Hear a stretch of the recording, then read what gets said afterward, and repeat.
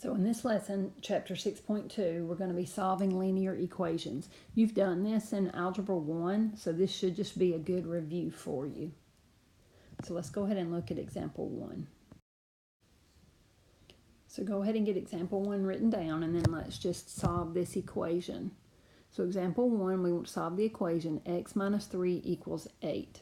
If you'll recall, to solve an equation, we're trying to get x by itself. We're trying to say what minus 3 equals 8. More than likely, you can do that in your head and know that 11 minus 3 is 8, so x would be equal to 11. But the way you were going to do this, it'll work every time. You want to do the inverse operation of what's happening to get your variable by itself. So we want to get x by itself. So what you're going to do is you want to get rid of subtract by doing its inverse operation, which is add. So to get rid of minus 3, we want to get x by itself. So you want to add 3, and what you do to one side, you have to do to the other side. So negative 3 plus 3 zeros out, and we have x equals 11. Now if you want to go back and check your work and make sure your answer is correct, plug 11 in the place of x and work it out, and you see that 11 minus 3 is 8. So x equals 11. Next example, example 2, we have solve the equation x plus 7 equals negative 15. Again, the goal is to get x by itself. We want to know what minus 7 equals negative 15. Well, this one's a little more difficult for you to figure out what plus 7 would give you negative 15. You may could do it in your head, you might not can. So let's do the algebraic way to figure it out. So we want to get rid of plus 7, we want to get x by itself. So to get rid of plus 7, you do the inverse operation, which is subtract 7. So we're going to subtract 7. What we do to one side, we have to do to the other side. Positive 7 minus 7 zeros out. So we have x equals, on the right-hand side, you have negative 15 minus 7. You do your operations. Those signs are the same, so you add and keep the sign. So x equals negative 22. And again, if you want to go plug in and check and make sure your work is correct, I'm going to plug negative 22 in the place of x in this equation. I'm going to work it out. Negative 22 plus 7. And if you'll notice here, my signs are different, so I'm going to subtract 22 minus 7 is 15. Take the sign of my larger number, and that is what I get. So x equals negative 22 is the correct answer. Example 3 says, to solve the equation x divided by 5 equals 9. That says what divided by 5 equals 9. Again, you probably can do that in your head, but just in case you can't, we have to get rid of the divided by 5. So x is being divided by 5. Remember, to solve an equation, you do the opposite to get rid of what's happening to it. So this is x is divided by 5. So to get rid of that divided by 5, I multiply by 5. And that cancels that 5 in the denominator with that 5 in the numerator. And what I do to one side, I multiply by 5. So what I do to one side, I have to do to the other side. The 5 divided by 5, that cancels out and gives me 1. So I have 1x equals, and then 9 times 5 is 45. If you want to plug in and make sure you're correct, plug 45 in the place of x, and you have 45 divided by 5, and you know that is 9. So x did equal 45. Example 4 says solve the equation negative 6 times x equals 30. Well, this says negative 6 times what would give you 30? Well, again, you have multiplication going on. To get rid of multiplication, you divide. So I'm going to divide by negative 6. What I do to one side, I do to the other side. Negative 6 divided by negative 6 is positive 1, and 1 times x is x, so I have x equals.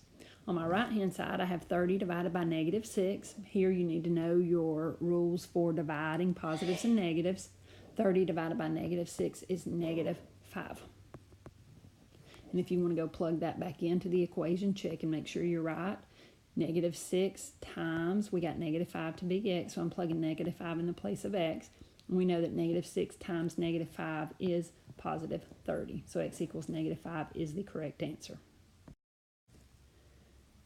Starting with example 5, they get a little harder. This is called a two-step equation because you're doing more than one thing. If you'll look back at example 1, 2, 3, and 4, you only either added or subtracted or multiplied or divided to get x by itself. Here, to get x by itself, this one says 2 times what plus 3 equals 17. So 2 x plus 3 equals 17. Well, what's happening to our x here? I kind of go, okay, what's happening to x? X is being multiplied by 2, and then I'm adding 3. And then I'm going to undo starting from the bottom up. So I've got to undo the add 3 first. So to undo add 3, I'm going to subtract 3. What I do to one side, I have to do to the other side. 3 minus 3 zeros out, so I have 2x equals 14. So I undid the add 3, now I've got to undo the multiply by 2. So to undo multiplication, you divide. So what I do to one side, I do to the other side. So x equals, not 14, but 7. X equals 7. So if you want to plug that in and make sure that is correct, 2 times 7 plus 3, 2 times 7 is 14, 14 plus 3 is 17, and that's what the original equation said. So x equals 7 is my correct answer. Example 6, I have to distribute and then combine like terms and then get my variable on a side by itself. So here I want to solve the equation 2 times x minus 4 plus 5x equals negative 22. So the first thing I'm going to do is get rid of my parentheses. So before you can solve for x, you can't have any parentheses, and terms have to be combined. Like you have to combine like terms. So 2 times x is 2x. Minus 8, 2 times negative 4 is negative 8, plus 5x equals negative 22. Now, before I start moving stuff across that equal sign, I have to simplify things on a side. So I have a 2x plus 5x is 7x. So I have 7x, so I'm combining my like terms on a side of my equal sign. So 7x minus 8 equals negative 22. Now I have variables and numbers on one side, numbers on the other side. So now I have a variable that I can get by itself. So I'm going to, what's happening to that variable?